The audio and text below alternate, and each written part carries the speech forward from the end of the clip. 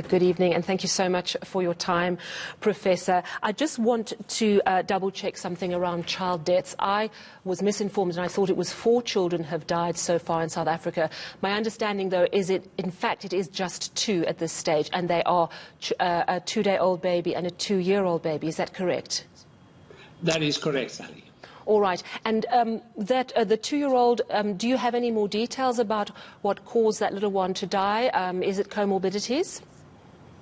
So the child passed away with a set of conditions that may not only be due to COVID-19. So it's not a clear-cut case, yes. And that, of course, leads us back to that question of how do you determine a COVID death. It's not always easy, because if you die with the virus, you don't necessarily die of the virus. How rigorous is our assessment of what actually is a COVID death?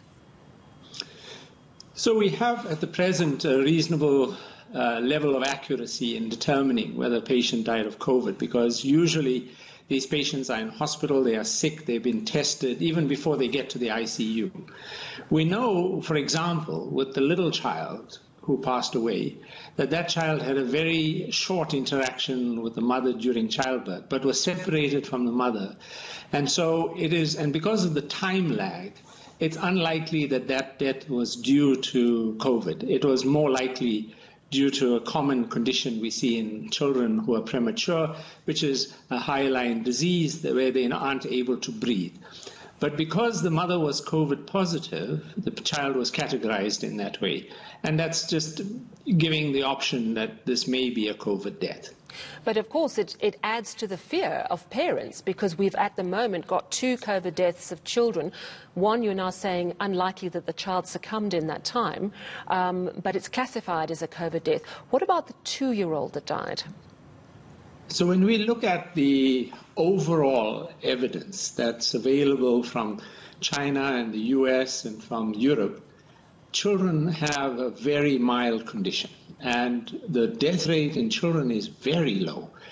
Now, in this particular instance, in this child, the 2-year-old, the actual condition is not 100% clear. But because the child had a COVID test and was positive, there is a possibility that the child died of COVID-19, and so that's why the death is categorized in that way, and it's appropriately so. How do you emphatically ensure, or how would you clear that up? Is it a postmortem, or does that not even necessarily clear it up? So a postmortem certainly helps, and it's quite straightforward to make the diagnosis on postmortem, because the lung biopsies generally provide pretty good evidence. You don't need a full postmortem. You can do an abbreviated form of the postmortem, and that pretty much gives you the evidence you need. So were postmortems not carried out on these 2 infants? I'm not aware of them. I don't know. Sorry. All right. Well, I mean, you can get back to us about that. That would be really interesting to find out. We are in a situation now where the Western Cape is of great concern. 705 deaths in total now, but by far the majority are in the Western Cape. It's over 500 deaths from the Western Cape.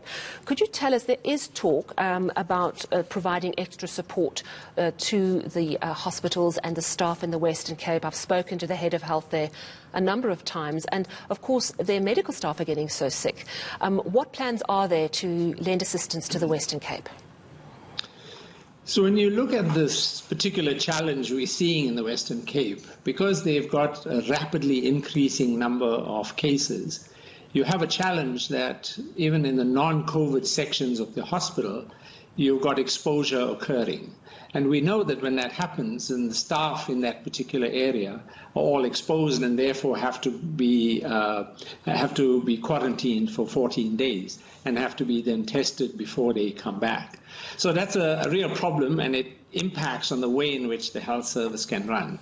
So there are ways that we can deal with that, including putting staff on roster within the hospital. So when a team is exposed, there are other teams available to come in.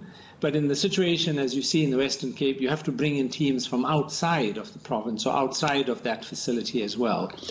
Because of the way in which this epidemic is unfolding in South Africa, which I have to admit I would not have predicted 2 months ago. That I would have predicted 2 months ago that we would have seen this epidemic first in Gauteng. But the way in which it is unfolding now, it looks like we will have it peaking in different provinces at different times.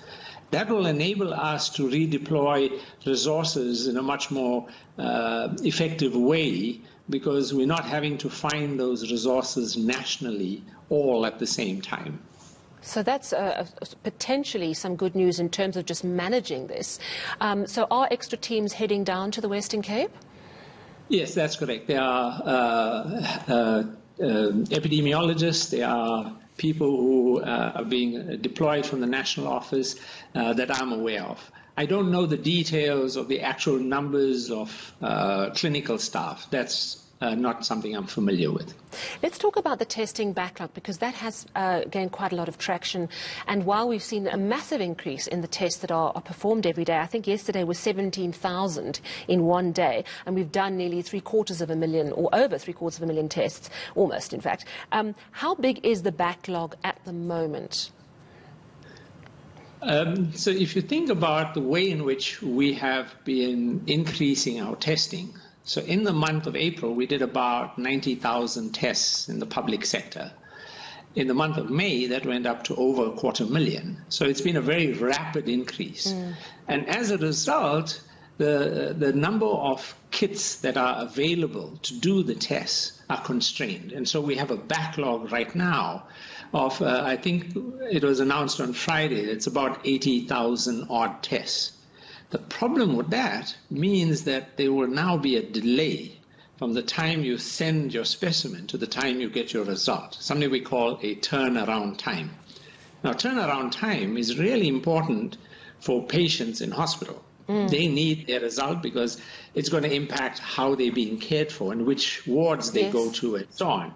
So the priority has been to do those patients. And many of those patients are actually done on a different platform, something called the Gene Expert. So those tests are available, within 24 hours. The other tests that we do, and that's really around outbreaks, and that's about exposures that have occurred, those we can afford a slightly longer turnaround time, normally about 48 hours. And so those are done on a different platform.